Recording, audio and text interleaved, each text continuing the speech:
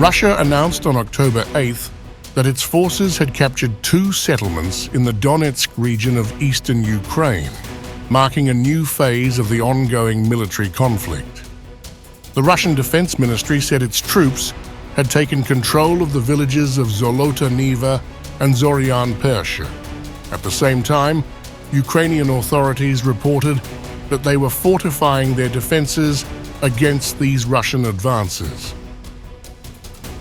According to the Russian Defense Ministry, Russian army groups launched concentrated attacks on Ukrainian military personnel and equipment, leading to gains in their respective areas of responsibility.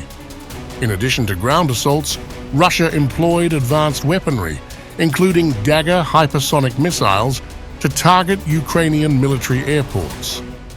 The ministry claimed success in striking several key facilities in Ukraine. Ukraine's military leadership, however, painted a different picture of the conflict. The General Staff of the Ukrainian Armed Forces reported 99 combat clashes over the past 24 hours, emphasizing the particularly fierce fighting in the Pokrovsk and Kurakovo areas of Donetsk. Ukrainian forces reportedly inflicted heavy losses on Russian troops, even as Russia applied immense pressure along the front lines. In a separate theater of the war, the Russian military reported continuing operations against Ukrainian forces that had entered Russia's Kursk region. The Seva group of forces claimed to have repelled multiple attacks by Ukrainian brigades, leading to the deaths of 20 Ukrainian soldiers.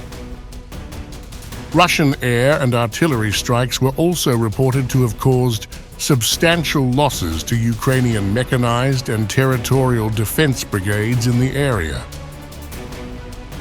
According to Russian military sources, Ukraine has sustained significant losses since the onset of operations in Kursk. The Russian Defense Ministry reported the destruction of over 136 Ukrainian tanks, 98 armored personnel carriers, 891 armored fighting vehicles, and 589 motor vehicles. Additionally, Russia claimed to have neutralized US-made HIMARS systems, counter-battery radars, and electronic warfare stations.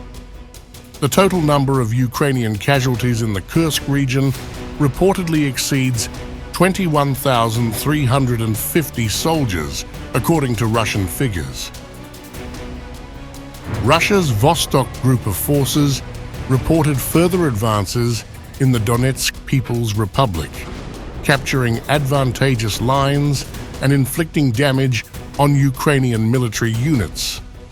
Russian officials said they had successfully repelled 2 counterattacks from Ukrainian territorial defense forces, which resulted in the deaths of 90 Ukrainian soldiers and the destruction of Western-supplied artillery systems, including a French-made Caesar howitzer and a UK-made FAH-70 howitzer. Meanwhile, Russian operations continued in the Zaporozhye and Kherson regions. The DNEPR group of forces engaged Ukrainian brigades, causing further Ukrainian casualties, including the loss of 65 soldiers, artillery guns, and US-supplied equipment. Russia's missile troops and tactical aviation units were also active, targeting Ukrainian energy infrastructure, military supply chains, and concentrations of troops across 141 areas. Russia's Ministry of Defense reported its air defense forces had downed a Ukrainian surface-to-air S-200 missile, as well as 68 unmanned aerial vehicles.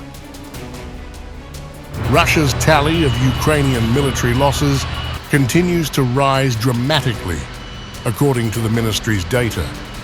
Since the start of the conflict, Russia claims to have neutralized 646 aircraft, 18,559 tanks and other armored vehicles, 15,858 artillery guns and mortars, and over 27,000 support vehicles.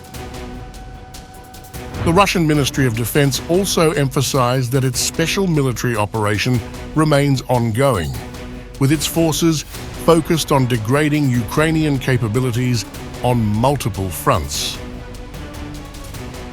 Russia said on October 8th it will continue gathering evidence of Ukraine's alleged use of toxic chemicals against Russian troops and civilians, intensifying accusations amid the ongoing conflict between the two nations.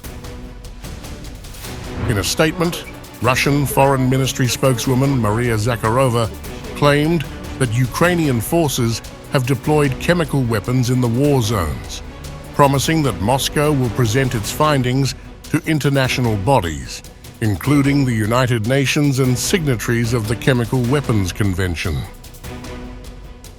The Russian Federation will continue gathering information on the Kiev forces' use of toxic chemicals against Russian troops and civilians, as well as on Ukrainian militants' plans to stage provocations against chemical enterprises in Donbass, Zakharova said in a statement. She underscored Russia's commitment to sharing this evidence with global authorities.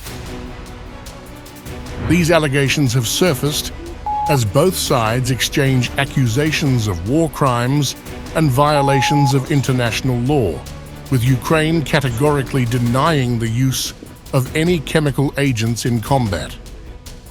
Zakharova warned that those responsible for what she described as crimes against Russian citizens would face punishment. The perpetrators of these and other crimes will be identified and won't avoid being duly punished, she added. Ukraine has not responded directly to the latest claims, but it has consistently dismissed similar allegations as baseless and part of a broader Russian disinformation campaign aimed at discrediting Ukrainian forces in the eyes of the international community. Russia's focus on alleged chemical attacks in Ukraine adds another layer to the already complex and dangerous conflict, as such claims may inflame tensions on the international stage. The use of chemical weapons is strictly prohibited under international law, and any substantiated violations could have severe diplomatic consequences. The escalating rhetoric comes amid fierce fighting on multiple fronts, with both Russian and Ukrainian forces locked in brutal exchanges, particularly in eastern Ukraine. Russia's claims about Ukraine's chemical provocations have raised concerns that these accusations